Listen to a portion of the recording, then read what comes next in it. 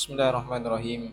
Alhamdulillahirabbil alamin wa bihi nasta'in ala umuri dunya waddin. Wassalatu wassalamu ala asyrafil anbiya'i wal mursalin wa ala alihi wa sahbihi ajma'in. Assalamualaikum warahmatullahi wabarakatuh. Kita mulakan majlis kita pada malam ini dengan ummul kitab Al-Fatihah. A'udzubillahi minasyaitanir rajim. Bismillah. Alhamdulillahirabbil rahmanir Iyyaka na'budu wa iyyaka nasta'in. Shiratal mustaqim. Shiratal ladzina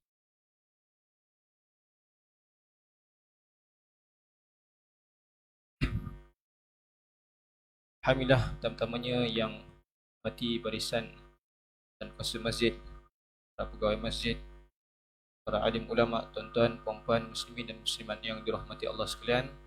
Alhamdulillah, syukur kehadirat Allah Subhanahu wa taala kerana pada hari Minggu ini sekali lagi kita dapat sama-sama berkumpul. Allah masih berikan rezeki kepada kita untuk berkumpul di rumah Allah ini. Sekaligus kita menunaikan solat fardu maghrib berjemaah, menunggu solat fardu isyak dan berkuliah sebentar. Dan insya-Allah mudah-mudahan Allah pandang kita dengan pandangan rahmat dan kasih sayangnya insya-Allah. Kuliah pada malam ini hanyalah sebagai pemain simpanan. Yang sepatutnya malam ini adalah kuliah Al-Fadil Ustaz Najmuddin Abdul Karim, yang beliau dikatakan sedang outstation.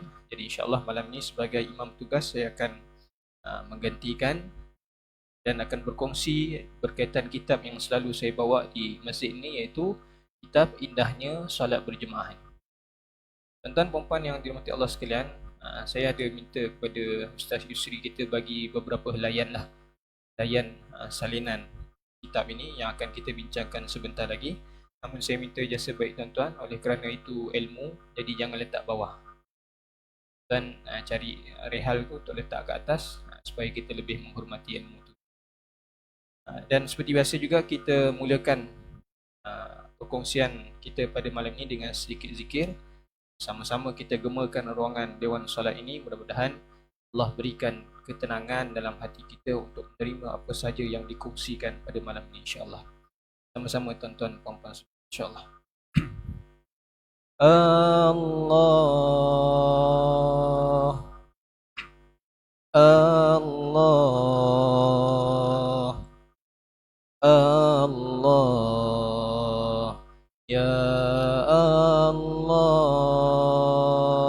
Sama-sama tuan-tuan puan. Allah Allah Allah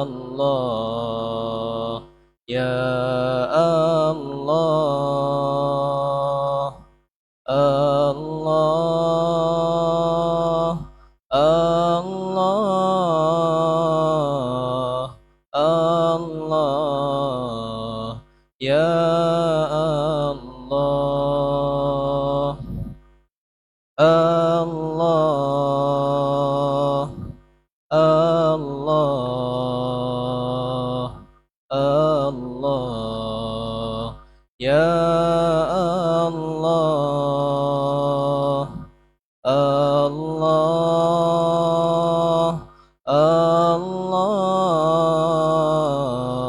Allah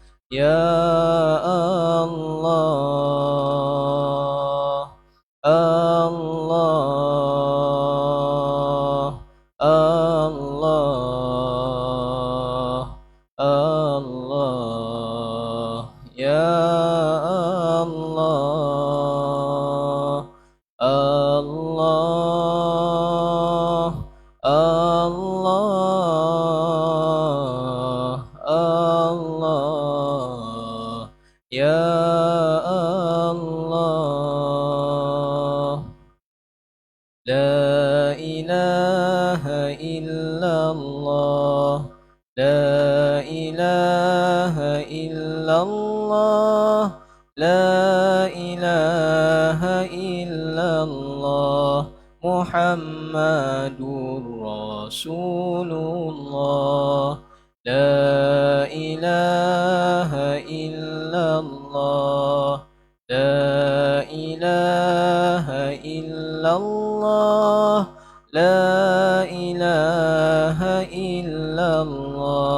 Muhammadur Rasulullah.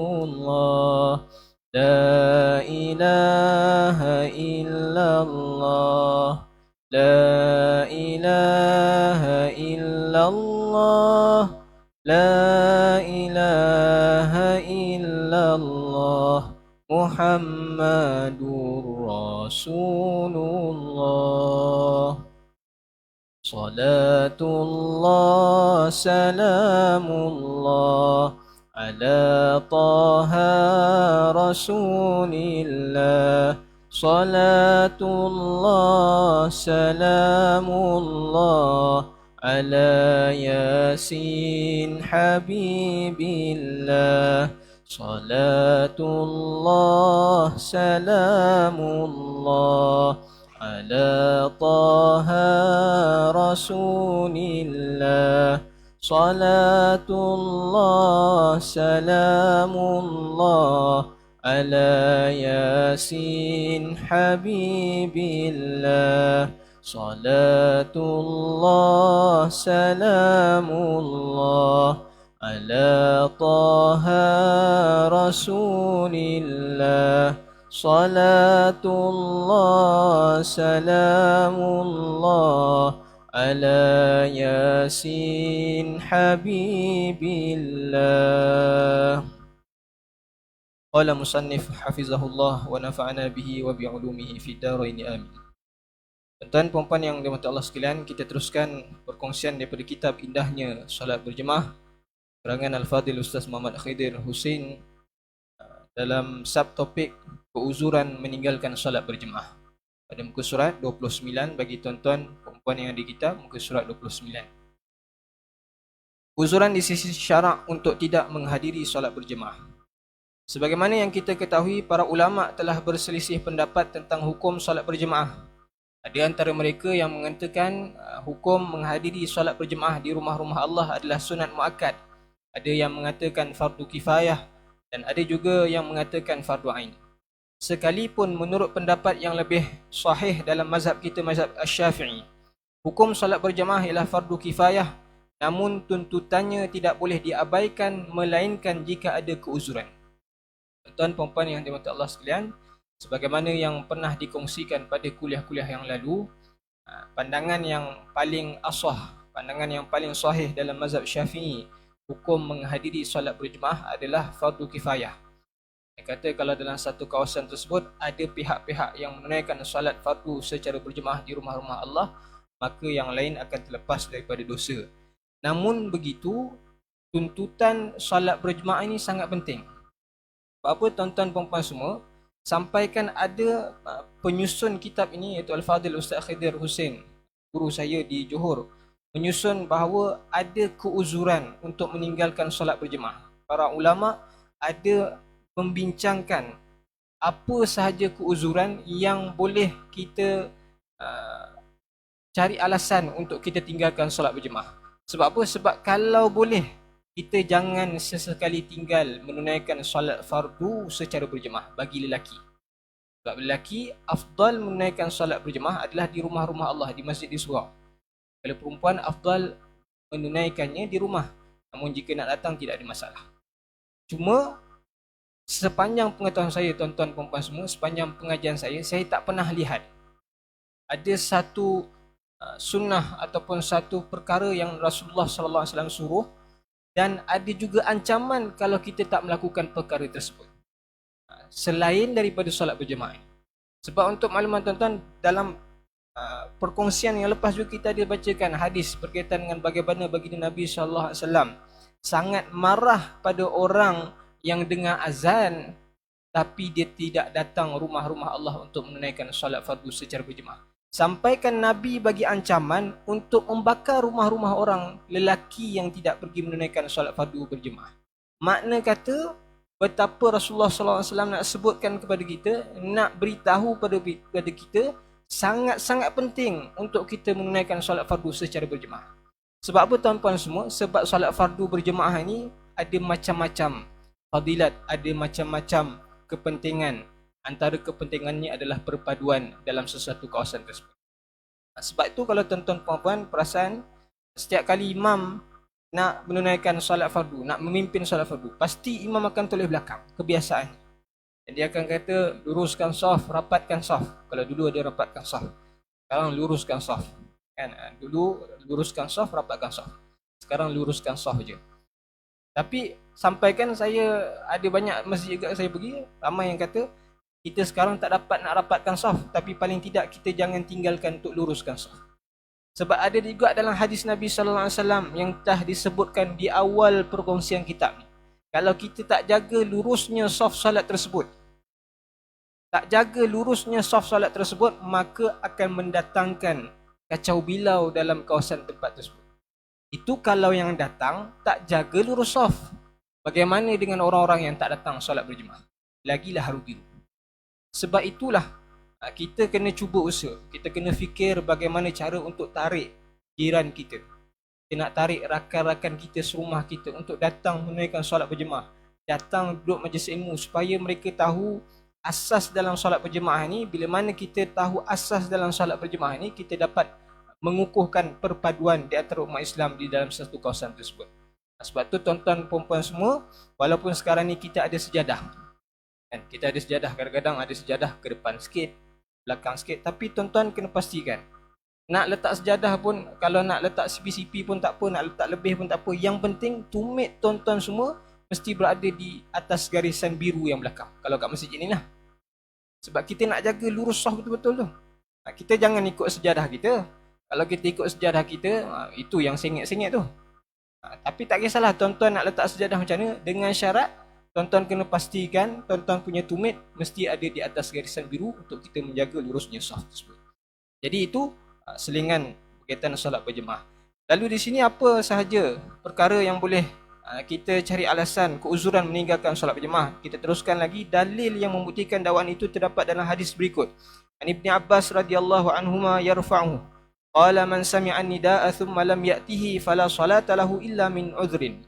Yang maksudnya daripada Ibnu Abbas radhiyallahu anhu yang merafakkannya kepada baginda Nabi sallallahu alaihi wasallam. Beliau berkata, sesiapa yang mendengar seruan azan kemudian dia tidak pergi menghadirinya, ini menunaikan salat secara berjemaah, maka tiada salat yang sempurna baginya melainkan dengan sebab keuzuran.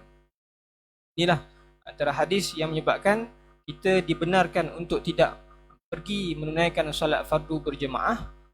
Sebab apa? Sebab bila ada sebab-sebab keuzuran. Jadi menurut pengarang kitab Minhajut Talibin, keuzuran yang diiktiraf oleh syarak yang boleh dijadikan alasan untuk seorang itu tidak menghadiri solat secara berjemaah terbahagi kepada dua bahagian seperti berikut. Iaitu pertama, keuzuran umum, kedua, keuzuran khusus. Keuzuran umum, keuzuran khusus. Jadi kita tengok dulu apa dia keuzuran umum. Ada beberapa perkara yang boleh dikategorikan sebagai keuzuran umum. Antaranya yang pertama, hujan yang boleh membasahkan pakaian atau angin yang kuat. Hujan yang boleh membasahkan pakaian atau angin yang kuat sama ada pada waktu malam ataupun siang. Dalilnya ialah hadis An-Nafi' anna Ibn Umar radhiyallahu anhuma adzana bis-salati fi lailatin dhati bardin wa rihin faqala ala sallu fir rihal thumma qala kana Rasulullah sallallahu alaihi wasallam ya'murul muadzin idza kanat lailatun baridah dhatu matar yaqulu ala sallu fir rihal. Yang maksudnya daripada Nafi' bahawa Ibnu Umar azan untuk salat pada satu malam yang dingin dan berangin. Lalu dia membaca ala sallu fir rihal, silakan salat di tempat tinggal. Kemudian setelah selesai azan dia berkata, apabila berada di satu malam yang dingin dan hujan, Rasulullah SAW memerintahkan muazzin supaya menyebut selepas azan ala sallu fir rihal, silakan salat di tempat tinggal. Jadi ini hadis yang mungkin kita jarang dengar, jarang tahu. Kalau tuan-tuan perasan waktu mula-mula PKP, kan? Rumah-rumah Allah tidak dibenarkan untuk jemaah datang. Hanya yang dibenarkan hanya imam, Bilal siap. Kalau tengok lain negeri lain cara dia. Kan? Ada yang mengamalkan hadis ni. Kan macam sepengetahuan saya di Perlis, kan kalau di azan lepas kalau baca statement Perlis pada waktu ketiga tu, Perlis dan Pulau Pinang, Jabatan Mufti keluarkan adalah dia perlu selepas saja asyhadu anna Muhammadar Rasulullah, dia tak ada hayya 'alas salah. Dia terus sallu fi buyutikum. Dia tak ada. Biasa kita asyhadu anna Muhammadar Rasulullah. Kita terus hayya 'alas salah. Tapi waktu ketika awal PKP tu, Perlis dan Pulau Pinang keluarkan statement untuk Bilal-Bilal ni azan, sallu fi buyutikum, sallu fi buyutikum, hayya 'alal falah, macam tu. Ya, itu mana mereka dapat? Mereka dapat daripada hadis ni lah. Ada juga saya tonton satu video yang Datuk Menteri gitu kan, di wilayah persekutuan, mereka azan full macam biasa. Tapi di belakang sekali, waktu PKP, saya cerita waktu PKP ni, di belakang sekali, Bilal dikendaki untuk sebut, tuan-tuan diminta solat di rumah, tuan-tuan diminta solat di rumah. Itu nak beramal dengan hadis ni lah. Sebab apa? Sebab hadis ni sebut, bila habis azan, last sekali, silakan solat di tempat tinggal, sebab nak beramal hadis. Mungkin kita pelik, kita tak pernah dengar. Tapi PKP tu macam-macam kita banyak belajar benda baru. Tapi pelik pula kenapa di Negeri Sembilan tak macam tu kan? Sebab pandangan Datuk Mufti Muhammad Yusof di Negeri Sembilan ni, keadaan untuk memanggil sallu fi buyutikum tersebut adalah bila mana Bilal azan, Bilal datang solat, Bilal datang untuk azan. Waktu tu masjid tak tahu pun tak boleh datang kan. Jadi Bilal pun sebut sallu fi buyutikum. Jadi orang-orang ramai sekitar, oh kena solat kat rumah, jadi biar solat kat rumah. Sebab dia tak tahu keadaan ketiga tu. Tapi sedangkan PKP di Negeri Sembilan, Jabatan Mufti dah keluarkan siap-siap, semua kena solat di rumah. Jadi semua dah tahu, tak perlu nak dimaklumkan melalui azan. Semua dah tahu siap-siap, memang kena solat kat rumah. Jadi Jabatan Mufti Negeri Sembilan menyatakan tidak perlu untuk tambah sallu fi buyutikum. Itulah ada beberapa berkaitan fiqah ni, ada beberapa pandangan-pandangan yang kadang-kadang kita tak jarang dengar, tapi bila mana kita makin mengkaji, insya-Allah kita akan dengar. Jadi kita sambung. Imam Ar-Rafi'i pula mensyaratkan wujudnya kesukaran untuk keluar mengerjakan solat berjemaah disebabkan oleh hujan.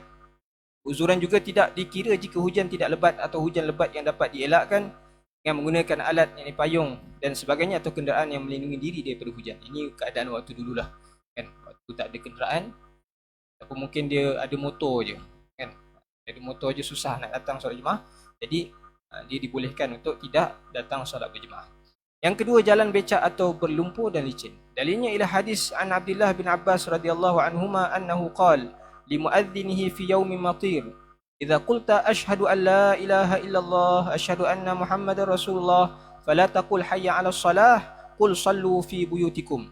Qala fa ka'anna an-nas istankaru dhak faqala ata'jabuna min dhak qad fa'ala dha man huwa khairum minni innal jumu'ata azmah wa inni karihtu an ukhrijakum fatamshu fi at-tini wad-dahl. Yang maksudnya daripada Abdullah bin Abbas radhiyallahu anhuma, ketika hujan lebat dia memerintahkan kepada muazzinnya, apabila kamu telah mengatakan asyhadu an la ilaha illallah asyhadu anna muhammadar rasulullah, selepas asyhadu anna muhammadar rasulullah, jangan kamu kata hayya 'alas salah, tapi hendaklah berkata sallu fi buyutikum. Ini beliau Ibn Abbas berkata, orang ramai ketika itu seolah-olah tidak bersetuju dengan perkara itu. Lalu Ibn Abbas berkata, adakah anda sekalian berasa pelik dengan perubahan ini? Sebenarnya orang yang lebih baik daripadaku, iaitu Rasulullah sallallahu alaihi wasallam, telah melakukannya. Sesungguhnya solat Jumaat memang penting, tetapi aku tidak senang untuk membuatkan kamu keluar daripada rumah-rumah kamu lalu kamu berjalan di tanah becak dan licin. Inilah tuan-tuan, dalil yang kedua berkaitan dengan sallu fi buyutikum. Kalau tadi ala sallu fir rihal, dia banyak dalil tuan-tuan. Ni sallu fi buyutikum. Kalau seingat saya, waktu awal PKP dulu, ramai kata, kalau tak dapat solat berjemaah pun, biarlah, bagilah benar untuk solat Jumaat. Kan ramai marah kan, waktu awal PKP tu. Kata Jabatan Mufti semua ikut Yahudi kan, ikut perangai orang-orang kafir. Jabatan Mufti, sedangkan para Jabatan Mufti kita Negeri Sembilan, setiap Jabatan Mufti tu dihadiri ataupun dianggotai oleh para alim ulama yang faqih dalam bidang masing-masing. Jadi mereka dah bincang yang mengatakan waktu tu tak perlu untuk kita menunaikan solat Jumaat, cukup sekadar solat zuhur di rumah. Ini dalam hadis ni adalah keadaan ketika itu ada solat Jumaat. Hatta waktu keadaan ketika zaman tersebut tanah becak dan licin pun, Sayyidina Ibn Abbas radhiyallahu anhuma menyuruh kepada muazzin supaya azan tersebut suruh orang solat di rumah waktu solat Jumaat, atau waktu tu solat waktu becak dan licin sekalipun. Apatah lagi waktu kita sedang wabak ni, lagilah dia punya mudarat tu lagilah hebat lagi. Sebab itulah kita jangan, kalau ada pandangan daripada Jabatan Mufti, kita ikut saja. Sebab apa? Sebab mereka dianggotai oleh para alim ulama setempat yang lebih arif daripada kita, dan mereka ni melihat daripada atas. Kan kita ni melihat, bila kita lihat, kita tengok depan dia, kita rasa kita ni lagi pandai daripada mereka, sedangkan mereka dah tengok segala sudut berkaitan dengan suatu perkara tersebut.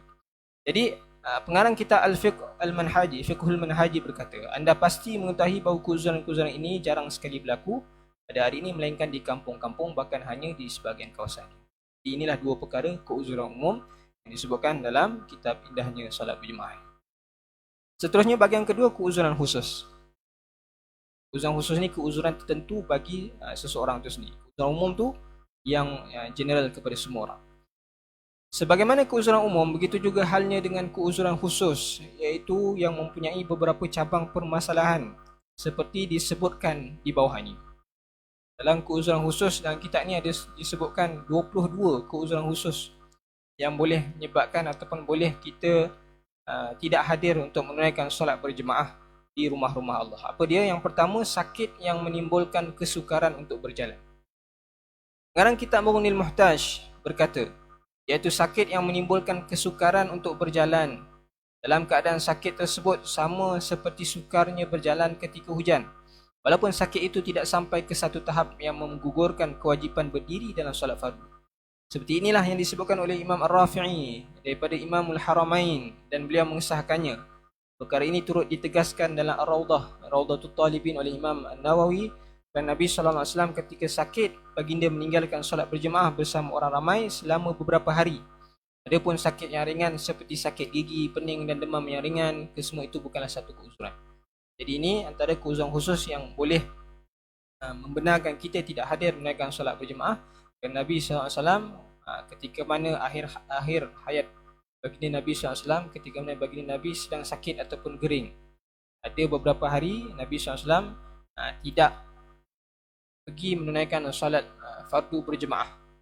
Sebab itulah yang kita tahu Sayyidina Abu Bakar gantikan Nabi SAW ketika mana Nabi SAW sedang sakit pada ketika itu.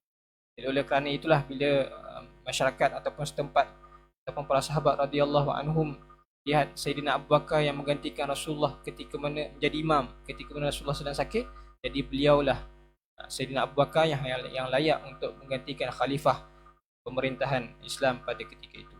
Jadi inilah sebab yang pertama adalah sebab sakit yang menyebabkan kita sukar untuk berjalan. Katalah terlibat aksiden dan Bilal Haji Nasaruddin kita kan, kita doakan mudah-mudahan beliau kembali sembuh, dapat semula bertugas di masjid kita kan.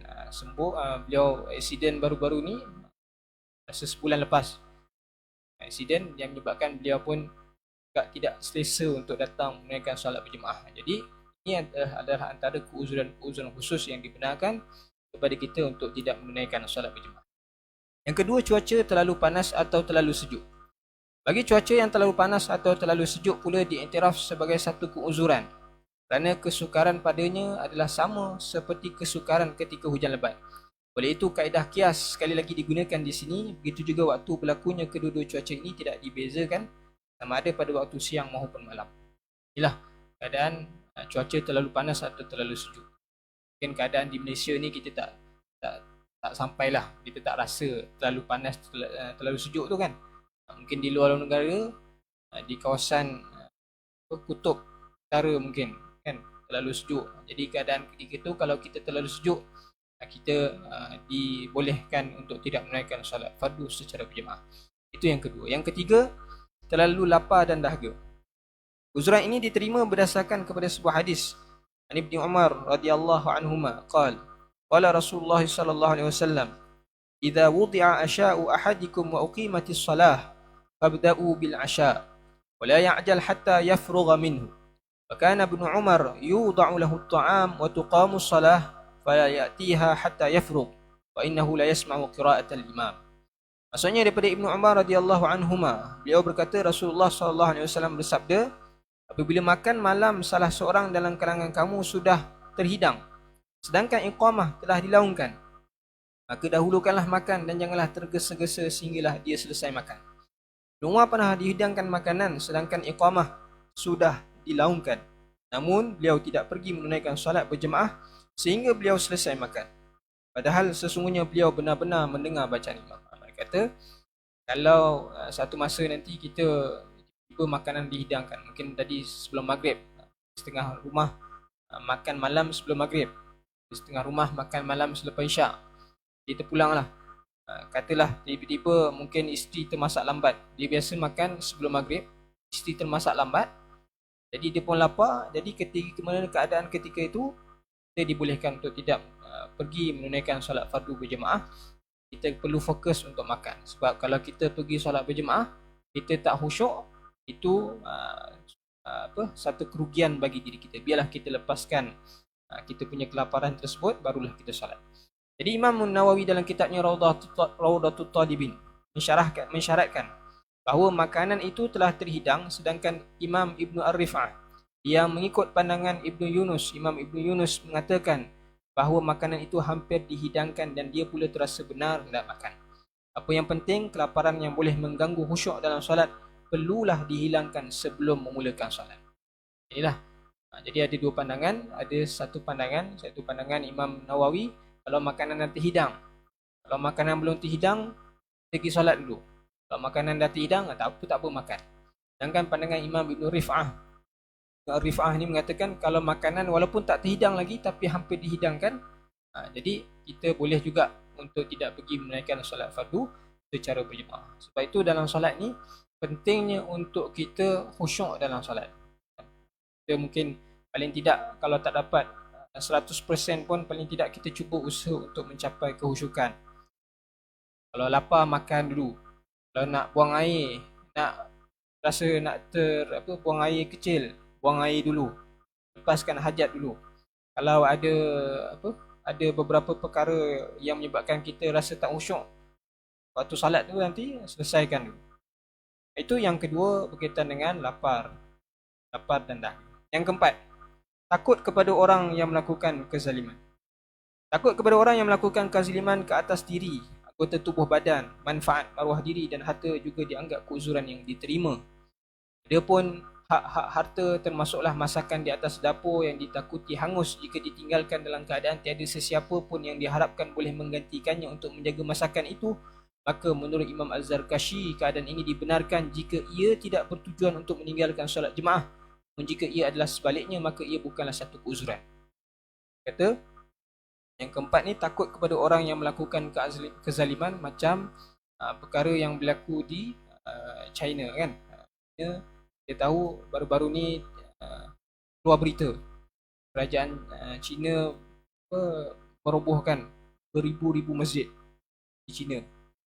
Jadi keadaan ketika itu, kalau kita pergi menunaikan solat fardu di masjid, awal-awal dulu waktu kes Uyghur dulu kan ada rakyat Malaysia yang datang solat berjemaah di satu masjid ni, dan mereka ni ditahan oleh kerajaan, tentera-tentera, polis-polis kerajaan Cina pada ketika itu. Kalau tuan-tuan perasan awal-awal waktu kes Uyghur tersebut tu, kita ada dengar berita rakyat Malaysia ditahan sebab solat jemaah di masjid di China, di wilayah Xinjiang pada ketika itu. Jadi keadaan-keadaan sedemikian. Jadi kita tidak perlu untuk menunaikan solat fardu jemaah sebab ditakuti akan mendatangkan kezaliman ataupun penganiayaan kepada diri kita. Jadi itu berkaitan dengan tubuh badan. Kita teruskan lagi. Sekiranya perkara seperti itu dilakukan pada hari Jumaat, maka hukumnya juga adalah haram. Ini sama seperti hukum memulakan musafir pada hari Jumaat sebelum terbit fajar sadiq, iaitu sebelum masuknya waktu subuh. Sekiranya ia memang bertujuan menggugurkan tuntunan Jumaat ke atasnya dengan solat Jumaat tidak dapat ditunaikan dalam perjalanan tersebut. Ini berkaitan dengan hak harta. Imam Az-Zarkashi tadi saya tak terangkan lagi berkaitan dengan, katalah seseorang itu dia masak, dia tak terfikir pun dia nak masak supaya dia terlepas daripada kewajipan untuk menunaikan solat fardu berjemaah. Jadi dia masak tiba azan. Jadi kalau dia tinggalkan masak, nanti makanan tu tak apa, kalau dia tinggalkan dia api terbuka, nanti terbakar pula rumah kan. Kalau dia masak tersebut, dia tak ada niat nak tinggalkan solat berjemaah, dia mungkin dah lapar sangat, dia masak-masak, tak ada terniat pun nak tinggalkan solat jemaah. Jadi keadaan ketika itu, dia boleh untuk meninggalkan solat jemaah. Tapi kalau dia betul-betul ada niat nak tinggalkan solat jemaah, dia saja nak cari alasan. Jadi itu tidak dibenarkan untuk dia meninggalkan, dia kena matikan api, pergi solat dulu, baru dia sambung masak. Kemudian di sini juga disebutkan berkaitan hari Jumaat. Bagaimana yang kita tahu, ataupun kalau tuan-tuan belum tahu, kalau kita nak musafir, kalau kita keluar, kita kalau keluar selepas terbit fajar ataupun waktu subuh, kan, kita kena pergi menunaikan solat Jumaat walaupun kita musafir. Walaupun kita musafir, kalau kita keluar lepas subuh, kita tetap kena hadir menunaikan kewajipan kepada kita, tetap kena hadir menunaikan solat fardu Jumaat. Macam mana nak elak kita tak perlu hadir solat Jumaat adalah kita keluar sebelum subuh.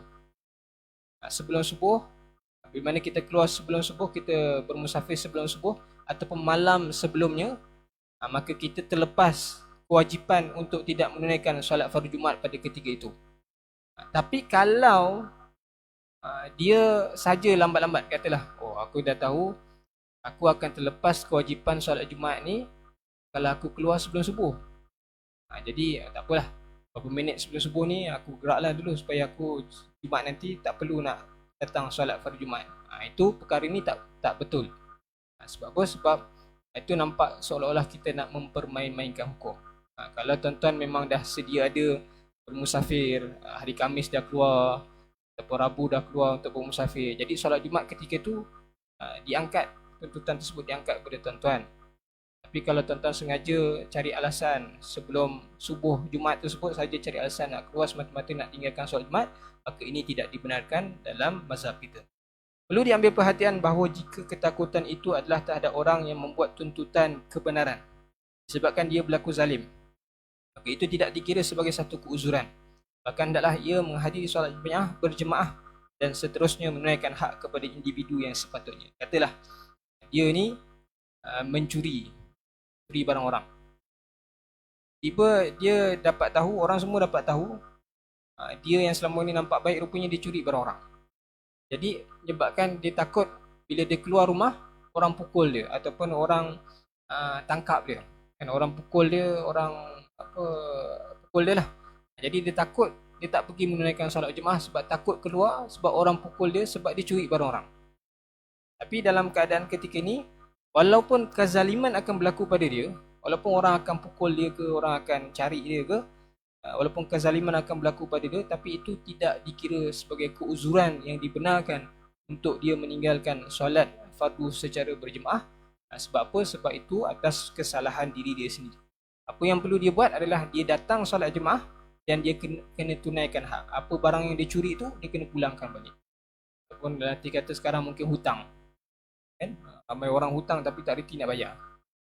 Dia tahu hutang ribu-ribu dengan kawan-kawan, ni sikit pinjam, sini sikit pinjam, dia menaikkan, tapi dia tak nak bayar hutang, tapi suka berjalan bercuti. Jadi sebabkan dia takut bila dia datang berjemaah, orang yang memberi hutang tersebut minta hutang dia, jadi dia tak datang solat berjemaah. Jadi ini tak dibenarkan dalam mazhab kita, insya-Allah. So itu perkara yang keempat. Azan ini.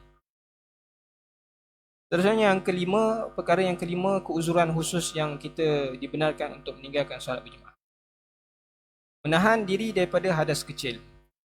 Menahan diri daripada hadas kecil sama ada membuang air kecil, buang air besar atau membuang angin. Perkara ini juga diiktiraf sebagai keuzuran yang membolehkan seseorang itu menangguhkan menghadiri solat berjemaah. Berdasarkan kepada hadis Ibni Abi Atiq, qala tahaddathtu ana wal Qasim inda Aisyah radhiyallahu anha hadithan. وكان القاسم رجلا لحانه وكان لأمي ولد فقالت له عائشة ما لك لا تحدث كما يتحدث ابن أخي هذا أما إني قد علمت من أين أتيت هذا أدبته أمه وأنت أدبتك أمك قال فغضب القاسم وأضب عليها فلما رأى مائدة عائشة قد أتي بها قام قالت أين؟ قال أصلي قالت اجلس قال إني أصلي qalat ijlis ghadur ya ghadir, inni sami'tu Rasulullah sallallahu alaihi wasallam yaqul la salata bi hadrati at-ta'am wala huwa yudafi'ul akhbathan. Yang maksudnya daripada Ibnu Abi Atik, beliau berkata, aku bercakap dengan Al-Qasim tentang satu perkara di sisi Sayyidatina Aisyah radhiyallahu anha. Al-Qasim pula seorang yang kurang tersusun kata-katanya dan dia ialah anak Ummu Walad. Aisyah bertanya kepadanya, mengapa kamu tidak dapat bercakap seperti anak saudaraku ini? Adapun sesungguhnya aku tahu daripada mana engkau menjadi begini. Dia dididik oleh ibunya dan engkau pula dididik oleh ibumu. Beliau Ibnu Abi Atik berkata, Al-Qasim menjadi marah dan jengkel kepada Aisyah. Tatkala dia melihat hidangan Aisyah yang dibawa kepadanya, dia pun bangun. Aisyah berkata, ke mana? Jawab Al-Qasim, aku hendak menunaikan salat. Aisyah berkata, duduk. Dia berkata lagi, aku hendak menunaikan salat. Aisyah berkata pula, duduklah dahulu wahai Ghadar, ini wahai Ghadir, ini orang yang ingin meninggalkan sunnah Rasulullah sallallahu alaihi wasallam. Sesungguhnya aku telah mendengar Rasulullah sallallahu alaihi wasallam bersabda, tidak sempurna solat seseorang jika ia tetap terus menunaikan solat apabila makanan telah dihidangkan dan juga apabila dua perkara yang paling keji, yakni kencing dan buang air besar, menahannya daripada melakukan solat. Jadi ini hadis yang panjang berkaitan dengan bagaimana satu keadaan Sayyidina Qasim dan Sayyidina Abi Atik datang ke rumah Sayyidatina Aisyah radhiyallahu anha, yang mana ketika itu Sayyidina Qasim ni seorang anak yang kata-katanya tidak petah, mungkin tergagap-gagap pada ketika itu, kurang tersusun kata-katanya. Jadi bila mana keadaan tersebut, Sayyidatina Aisyah kata, kenapa, lebih kurang macam kenapalah kau ni cakap ni macam ni, kurang tersusun. Aku tahu sebab apa, sebab kau diajar oleh ibu kau, sedangkan Abi Atik ni diajar oleh ibunya. Jadi Sayyidina Qasim ni marah, dia rasa geram lah, seolah-olah orang tua yang menyindir diri dia. Jadi dia pun bangun, sedangkan Sayyidatina Aisyah ketika itu nak bagi makan. Umpama kita digurau-guraukan oleh orang-orang tua kita kan, kadang-kadang kita marah. Jadi bila mana keadaan ketika itu, Sayyidina Qasim ni nak bangun, nak menunaikan solat katanya. Nak menunaikan solat, jadi Sayyidina Aisyah kata duduk. Dia kata tak apa, aku nak pergi solat. Sayyidina Aisyah kata duduk. Dia kata nak pergi solat juga, tapi Sayyidina Aisyah kata duduk wahai orang yang ingin meninggalkan sunnah Nabi SAW. Sebab Rasulullah SAW pernah bersabda, jangan kamu menunaikan solat kalau makanan dah dihidangkan, dan juga kalau kamu belum selesaikan dua perkara yang keji, akhbathan, iaitu buang air kecil dan buang air besar. Maksud kata, kalau kita betul-betul tak tahan nak buang air kecil, memang kita sayang, kita nak dapatkan rakaat dengan imam. Tapi kalau kita betul-betul nak terkencing, nak terbuang air besar, selesaikan dulu. Jangan kita nak kejar takbiratul ula, tapi kita dalam keadaan kita solat, dalam keadaan kita tak khusyuk, kita menahan diri daripada hadis kecil. Bahkan sunat pula hukumnya bagi seorang meninggalkan solat berjemaah, agar dia dapat menunaikan hajatnya terlebih dahulu. Sama juga jika dia ingin menghilangkan kelaparan dengan memakan beberapa suap makanan. Namun dalam kitab Syarah Sahih Muslim dan lain-lain, Imam Nawawi membenarkan seorang itu menyempurnakan makan. Dia berkata bahawa takwilan yang dilakukan oleh setengah ulama bermazhab Syafi'i, iaitu memakan beberapa suapan yang boleh menghilangkan lapar, adalah pendapat yang tidak sahih. Maksudnya kata Imam Nawawi kata, bagi makan biar kenyang, tak perlu makan beberapa suap. Ada pandangan, memang ada pandangan ulama kata makan beberapa suap baru pergi. Imam Nawawi kata makan biar sampai betul-betul kita rasa dah tak fikir nak lapar tu lah. Jadi itu pandangan yang paling tepat. Walau bagaimanapun, sekiranya seorang itu takut waktu salat telah luput jika dia menunaikan hajatnya atau makan, maka dia wajib menunaikan salat dalam keadaan menahan hadas atau lapar atau dalam haga. Dia dah sampai hujung sekali, dia lapar, dia nak buang air, sebelum waktu, katalah dia nak solat zuhur, akhir-akhir waktu tu, akhir-akhir waktu tu, tapi dia tengah lapar, keadaan ketika tu dia kena dahulukan solat, barulah dimakan. Perbuatannya ini tidak dihukumkan makruh kerana menghormati waktu, tetapi sekiranya dia takut kepada mudarat yang lebih besar akibat menahan hadas, maka dia wajib membuang air terlebih dahulu. Ia dilakukan berdasarkan kaedah ad-dararu yuzal, yang maksudnya kemudaratan itu hendaklah dihilangkan. Malah dia dibenarkan berbuat demikian sekalipun sehingga luput waktu solat. Kerana ini ada disebutkan dalam kitab Sabilul Muhtadin. Mana kata, tapi kalau betul-betul dah tak tahan, dia nak terbuang air, takkanlah dia nak solat juga, kan kotor pula ruangan masjid ni. Jadi lebih elok dia pergi membuang hajat tersebut walaupun dia terlepas waktu solat tersebut, tapi dosalah sebab dia melengah-lengahkan solat sampai ke akhir waktu. Jadi kita dengar azan dulu, kemudian kita sambung satu atau dua lagi insya-Allah.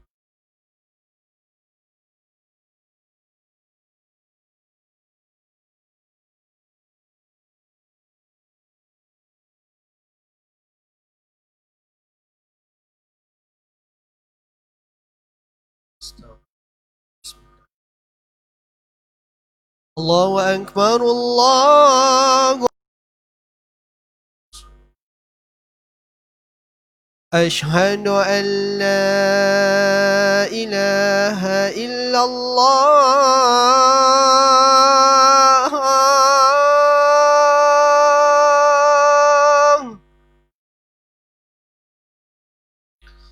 أشهد أن لا إله إلا الله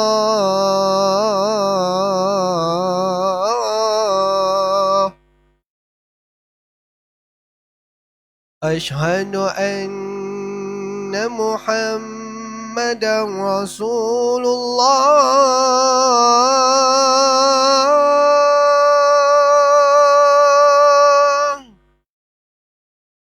أشهد أن محمدا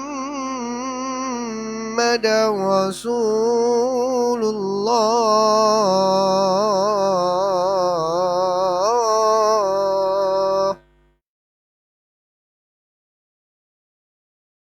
حي على الصلاة حي على الصلاة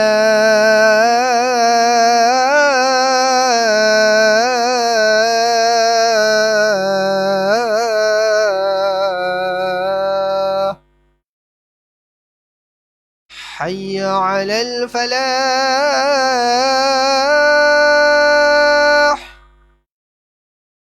حي على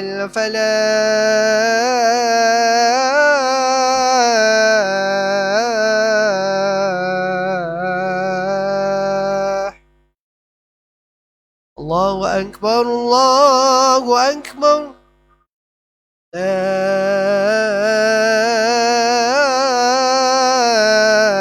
إله إلا الله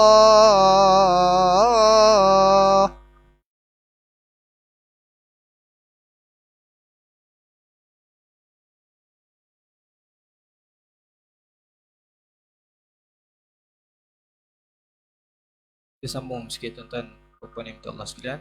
Perkara yang keenam kaitan dengan keuzuran yang kita dibenarkan untuk meninggalkan solat berjemaah adalah takut ditahan pemberi hutang. Seorang yang berhutang tetapi masih belum mampu melunaskannya dan takut dikenakan hukuman ke atas dirinya, dia dibenarkan untuk tidak menghadiri solat berjemaah. Keuzuran ini termasuklah takut ditangkap, dipenjarakan atau tidak mampu mendatangkan saksi yang menyokong dakwaannya bahawa dia tidak mempunyai harta untuk membayar hutang. Kalau tadi saya sebut berkaitan dengan seorang yang berhutang, dia mampu nak bayar, tapi dia tak nak datang rumah Allah sebab takut dizalimi. Jadi perkara itu tak dibenarkan kepada dia untuk ditinggalkan solat berjemaah. Namun sekiranya seorang itu berhutang, tapi dia memang betul-betul tak mampu nak bayar, dia betul-betul tak mampu nak bayar, jadi dia dikategorikan sebagai orang yang dibenarkan untuk tidak menunaikan solat berjemaah. Adapun orang yang berkeadaan sebaliknya, iaitu tidak fakir dan memiliki harta untuk melunaskan hutang atau sangat miskin tetapi berkeupayaan untuk mengemukakan dakwaan terhadap tentang kemiskinannya sama ada dengan membawa saksi atau bersumpah, maka dia dikira sudah tidak lagi mempunyai keuzuran, bahkan dia tetap dituntut menghadiri solat berjemaah. Mereka kata bagi orang yang mampu nak bayar hutang, dia tetap perlu datang ke rumah-rumah Allah untuk menunaikan solat berjemaah dan kemudian selesaikan tuntutan sikit demi sikit dengan orang yang dia berhutang tersebutlah. Jadi tuan-tuan puan yang Allah sekalian, saya rasa mungkin cukup sekadar itu saja untuk malam ni. Cuma saya nak peringatkan sikit kepada diri saya dan tuan-tuan puan semua, kerana kes COVID-19 ni pun semakin meningkat, tuan-tuan puan semua kan. Jadi biarlah kita ni apa saja SOP yang telah ditetapkan oleh Jabatan Hal Agama Islam Negeri Sembilan. Kita ikutlah, patuh kan. Antaranya memakai pelitup muka kan. Kalau yang bercakap ni lain lah. Tapi kalau tuan-tuan nak solat ke, nak datang masjid, nak pergi mana-mana, biarlah pakai pelitup muka. Kekalkan penjarakan sosial kan. Jangan bersalam dulu buat masa ni. Sebab apa? Sebab ada antara kita yang baru-baru ni pun tular satu video berkaitan dengan seorang asatizah daripada Indonesia yang mengatakan Nabi larang kita solat tutup mulut kan. Ada video tu keluar. Memang benar dalam ada hadis tersebut, tapi Nabi larang pada keadaan biasa kan, keadaan biasa. Sedangkan keadaan kita pada sekarang ni bukan keadaan biasa, tapi keadaan wabak pandemik kan, wabak pandemik yang ditakuti. Mungkin orang sebelah kita ataupun mungkin sebenarnya kita pembawa virus tersebut. Jadi ditakuti kalau kita baca ke atau sebagainya boleh merebak kepada orang sebelah. Jadi biarlah kita mengikuti SOP yang telah ditetapkan. Sebab dalam ada satu kaedah hukmul hakim yarfa'ul khilaf. Bila mana sesuatu hakim atau pemerintah telah menetapkan hukum, dia telah mengangkat khilaf yang berlaku dalam kalangan masyarakat. Dalam isu solat atau tak boleh tutup mulut tu ada khilaf dia. Ada yang benar, ada yang betul-betul kata haram, ada yang kata makruh dan sebagainya. Jadi bila mana hakim kata kena pakai pelitup muka demi maslahah, jadi kita kena ikut yang hakim tersebut. Sebab keadaan ketika itu keadaan yang lain, bukan keadaan yang baginda Nabi SAW sebutkan itu pada keadaan yang biasa. Jadi tuan-tuan semua, mudah-mudahan kita terus dapat jaga SOP ini, dan mudah-mudahan kita doalah tuan-tuan perempuan semua. Sebab kita bunga-bunga PKP itu mungkin ada sekarang ni kan, kes makin meningkat. Kita doa supaya masjid tidak lagi ditutup. Baru-baru ni kan Sabah dah ditutup balik, masjid dan surau di Sabah ditutup balik. Ada satu kenyataan daripada MKN Sabah. Jadi kita takut, kita tak naklah masjid-masjid ni kembali ditutup. Biarlah kita doa banyak-banyak kepada Allah. Mudah-mudahan Allah Subhanahu Wa Taala akan menjauhkan kita semua ini daripada wabak ini, insya-Allah, dan Allah melenyapkan daripada dunia umumnya, insya-Allah. Jadi mudah-mudahan cukup sekadar itu saja perkongsian saja pada malam ni. Mudah-mudahan ada manfaatnya. Kita mengetahui tentang 6 perkara keuzuran untuk kita meninggalkan solat berjemaah. Ada keuzuran umum, ada keuzuran khusus. Keuzuran khusus kita baru kongsikan 6 daripada 22. Mudah-mudahan kita dapat tahu sedikit dan kita dapat sampaikan kepada yang lain. Aqulu qawli hadza wa astaghfirullahal azim li wa lakum. Wabillahi taufiq wal hidayah. Wassalamualaikum warahmatullahi wabarakatuh. Bismillahirrahmanirrahim.